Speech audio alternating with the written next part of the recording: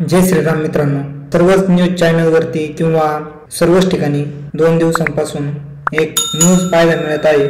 ती म्हणजे निर्मला सीतारामन या येणाऱ्या 23 आणि 24 जुलै बजेट 2024 मध्ये 30% टॅक्स इन्क्रीज करणार आहे।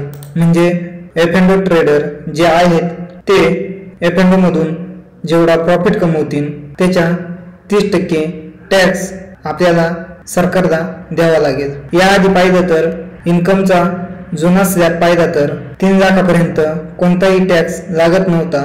त्यानंतर 3 ते 6 लाखापर्यंत 5% टॅक्स, त्यानंतर 6 ते 9 लाखापर्यंत 10% टॅक्स हा आपल्याला सरकारला द्यावा लागत होता।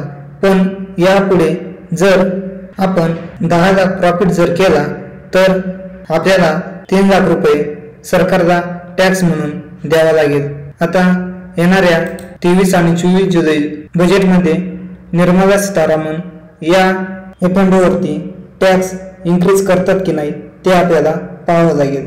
आता जर 30% इन्क्रीज जर केला तर F&Oला सुद्धा सट्टाबाजी म्हणून समजण्यात येईल। तर यावरती तुमचं काय मत आहे ते कमेंटमध्ये सांगा आणि आपल्या चॅनलला सबस्क्राईब करा। धन्यवाद।